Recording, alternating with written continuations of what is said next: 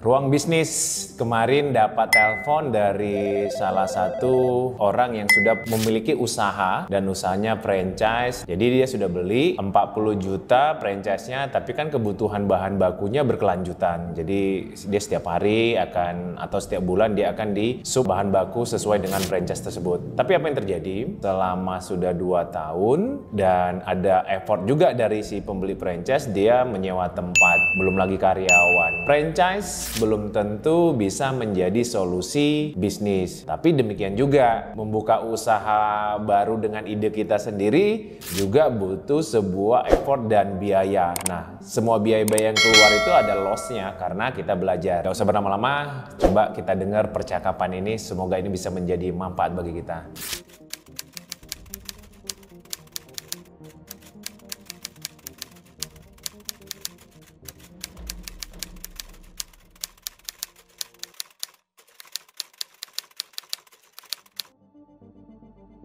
Saya tuh pengen usaha, ya maksudnya kayaknya nggak bisa deh kalau ini harus kita kembangkan gitu. Hanya saya itu kan franchise, jadi kan kayak nggak leluasa juga gitu, karena saya akan tergantung dengan si franchise-nya, masalah bumbu dan lain-lainnya gitu.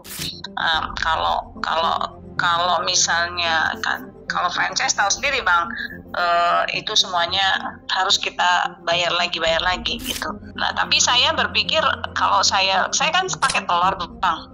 Saya pakai telurnya tuh lumayan, maksudnya kayak telur bebek gitu kan. Oke. Wah, kenapa nggak saya bisniskan aja ya? Kayaknya nih kalau telur gini kayaknya lumayan nih menguntungkan, dan saya melihat kan memang modalnya tidak sebesar kalau franchise gitu kan. Terus kalau ada juga yang nawarin ini coba laundry. Wah, laundry modalnya gede sekali. Itu saya bilang, wah nggak bisa nih lah, laundry nggak masuk lah di saya. Mbak, iya, waktu buka franchise itu berapa? Franchise kita mahal Bang, 40 juta Bang. Itu di luar bumbu ya, di luar bumbu. Terus di luar jadi di luar bumbu. Jadi setiap porsi itu kita juga kena. Jadi kalau kita beli bumbu itu dihitung sama dia langsung 40 porsi. Hitungannya 1 kilo. 1 kilo bumbu itu untuk 40 porsi, dan itu kita kena lagi. 40 porsi itu kita kena franchise-nya lagi gitu. Okay. Jadi lumayan. Jadi lama-lama saya berpikir kesini-sini kayaknya nggak balance ya nih. Kok nggak balance nih, kayak gini gitu. Jadi saya kerasa belum nutup. Saya sudah jalan mau 2 tahun lebih nih.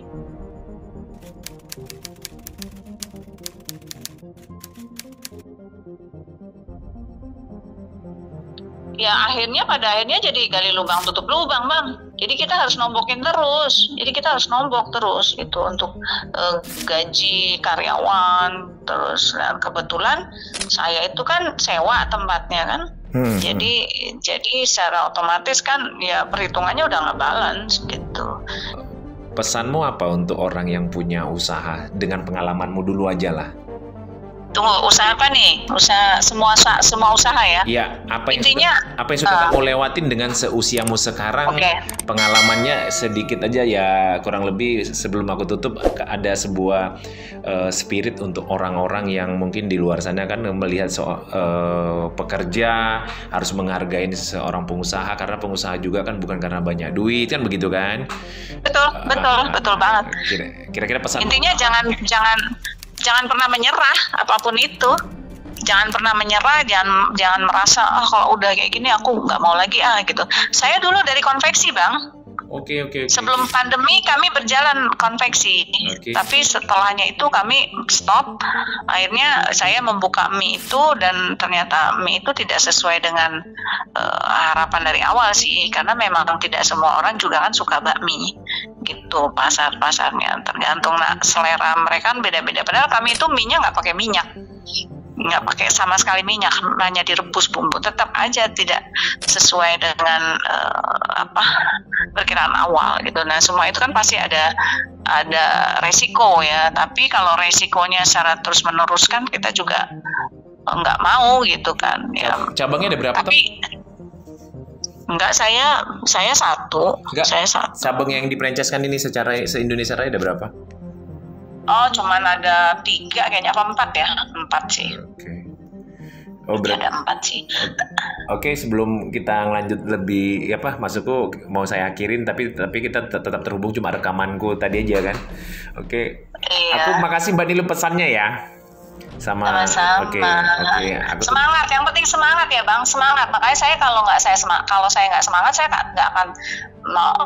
nggak akan kepikiran juga untuk ngubungin si abang ini gitu. Jadi karena saya kepengen, saya melihat kok kayaknya nggak tahu ya, semua pasti ada resiko. Tapi menurut saya karena saya sudah di titik yang saya mengalami ini dengan kerugian sekian, dan saya harus mencari yang meminimalkan untuk kerugian yang lebih besar gitu. Jadi saya tetap semangat. Jadi intinya jangan pernah menyerah apapun itu kan. Kita harus tetap semangat walaupun dengan modal kecil. Nah, kita harus tetap dijalanin. Gitu Bang. Oke, thank you ya.